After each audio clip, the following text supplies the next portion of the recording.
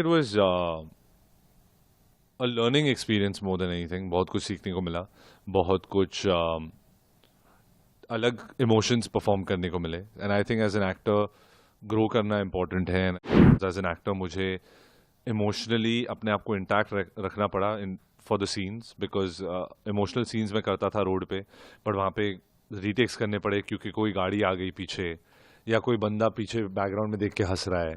तो you have to do दो scenes again and again. प्यार जो है वो दोस्ती का एक बहुत अहम हिस्सा है।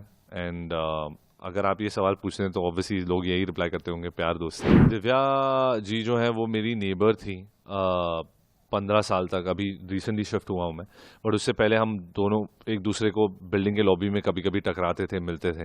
ऐसे कई दिन हुए हैं जहाँ पर हमारी शूटिंग रोक दी गई है। चाहे वो पॉलिटिकल पार्टी के लोग हों या बीएमसी हो या कोई भी हो, या जस्ट सोसाइटी के लोग हों जो आके कंप्लेन कर रहे हो, तो हमारी शूटिंग ऐसी काफ़ी रुकी है। तो एज एन एक्टर आपको ये सैक्रिफाइस करना पड़ता है, गुस्से को दबा कर रखना पड़ता है और चुपचाप से जाके वैन में बैठ जाना पड़ता है। तो road rage is a very very important part of my life. और लाइक एवरी मुंबईकर, मेरी खिड़की नीचे होती है, 2-3 गालियाँ निकलती हैं या वो चिल्लाते हैं या कभी कभी नीचे उतर के झगड़े होते हैं, and that's it. It was a learning experience more than anything. बहुत कुछ सीखने को मिला, बहुत कुछ अलग इमोशंस परफॉर्म करने को मिले। And I think as an actor grow करना इम्पोर्टेंट है। एंड ये फिल्म ने मुझे काफ़ी कुछ सिखाया है एज एन एक्टर और also as a human being कि कैसे मुझे पेशेंट रहना चाहिए in a lot of situations. Because हमने ये फिल्म जो है रियल लोकेशंस में शूट की है 1.5 साल तक। एंड आज के टाइम में मुंबई में रियल लोकेशंस में शूट करना बहुत मुश्किल हो जाता है। तो वो एक बहुत बड़ा चैलेंज था, बिकॉज एज एन एक्टर मुझे इमोशनली अपने आप को इंटैक्ट रखना पड़ा in for the scenes, because emotional scenes में करता था रोड पे, बट वहाँ पे रीटेक्स करने पड़े क्योंकि कोई गाड़ी आ गई पीछे या कोई बंदा पीछे बैकग्राउंड में देख के हंस रहा है। तो यू हैव टू डू दो scenes again and again. And and also weather आपका साथ नहीं दे रहा, तो आपको वो भी अडाप्ट करना है। कभी कभी कोई बीएमसी वाले आके शूटिंग उन्होंने रोक दी, तो आपको वापस सेट पे अगले दूसरे दिन आकर फिर वो इमोशन या सीन रिपीट करना है। So it was very very tiring, very very difficult, but very very good learning process. ये जो फिल्म है ये दर्शाता है प्यार और दोस्ती को। आप अपनी जिंदगी में प्यार और दोस्ती को किस नजरिए से देखते हैं? आई थिंक प्यार जो है वो दोस्ती का एक बहुत अहम हिस्सा है। एंड अगर आप ये सवाल पूछ रहे हैं तो ऑब्वियसली लोग यही रिप्लाई करते होंगे, प्यार दोस्ती है। But I think more than anything दोस्ती निभाना इम्पॉर्टेंट होता है, क्योंकि प्यार तो हो सकता है लेकिन अगर आप वो दिखा नहीं रहे या उसे आपके एक्शंस वैसे बोल नहीं रहे तो कोई फ़र्क नहीं पड़ता। So I think you have to sacrifice, you have to be patient, you have to be understanding.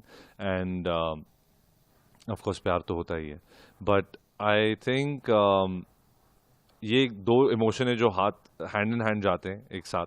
And ये फिल्म में बहुत अच्छी तरीके से दर्शाया गया है, बिकॉज इसमें प्यार और दोस्ती रिलेशनशिप्स में भी है, मतलब बॉयफ्रेंड गर्लफ्रेंड के बीच में, हस्बैंड वाइफ के बीच में, कजिन्स के बीच में और फैमिली के बीच में।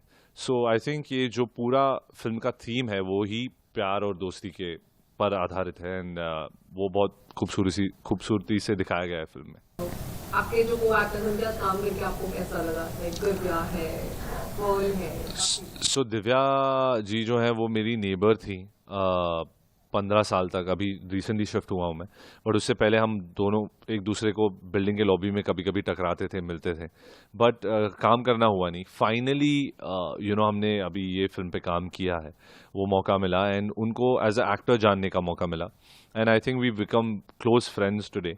एंड इवन पर्ल की मुलाकात मुझसे इस फिल्म पे हुई। उससे पहले actually I didn't know Pearl. And Pearl और मैं एक्चुअली काफ़ी करीबी दोस्त बन गए इस फिल्म में। एंड वो दोस्ती जो है वो ट्रांसलेट होकर स्क्रीन पर भी आ रही है और लोगों को अच्छा लग रहा है। And I think that's what our film is about at the end of the day, Yaariyan. तो हमारी जो तीनों की यारियाँ हैं वो फिल्म में आपको दिखेगी। यादगार पल जो आप हमेशा याद रख सकते हैं इस फिल्म, आई एम श्योर बहुत सारे होंगे, बट ये कोई अगर आपकी आई थिंक ऐसे कई दिन हुए हैं जहाँ पर हमारी शूटिंग रोक दी गई है चाहे वो पॉलिटिकल पार्टी के लोग हों या बीएमसी हो या कोई भी हो या जस्ट सोसाइटी के लोग हों जो आके कंप्लेन कर रहे हो, तो हमारी शूटिंग ऐसी काफ़ी रुकी और हमने दूसरे दिन या तीसरे दिन या अगले हफ्ते वापस वो लोकेशन पर जाकर शूटिंग ख़त्म की। तो वो मेमोरेबल रहेगा बिकॉज काफ़ी झगड़े हुए सेट पर। ऐसा हुआ कि कई पुलिस कांस्टेबल हमारे डायरेक्टर्स को खींच के लेके जा रहे हैं। There is a lot of instances ऐसे जो हुआ है। एंड मैं एज अ ह्यूमन बीइंग बहुत वोकल हूँ और बहुत रिएक्ट करता हूँ चीज़ों को, तो मुझे अपना गुस्सा दबा कर वैन में जाना पड़ा बिकॉज अगर डर यही होता है कि एक्टर को कुछ हो जाएगा तो फिर शूटिंग तो रुक ही जाएगी, then there is no way out. तो एज एन एक्टर आपको ये सैक्रिफाइस करना पड़ता है, गुस्से को दबा कर रखना पड़ता है और चुपचाप से जाके वैन में बैठ जाना पड़ता है ऐसी सिचुएशंस में।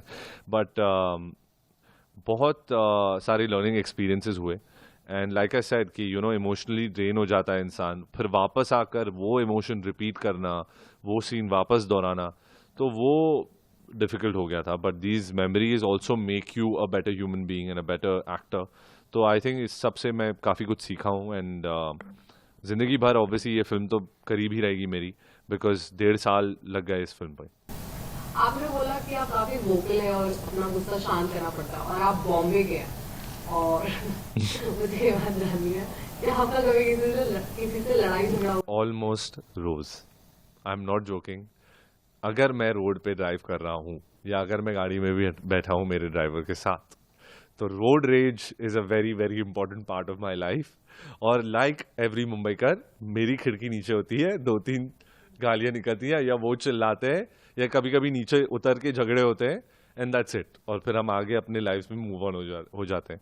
बट ऐसा बहुत होता है बिकॉज आई थिंक मुंबई की एक it's a beautiful part of Mumbai city कि सब अपने लाइव्स में इतने बिजी हैं, इतने फ्रस्ट्रेटेड हैं, इतने, तो वो कहीं ना कहीं रास्ते पे वो फ्रस्ट्रेशन उतरता है या गुस्सा लोगों पे उतरता है।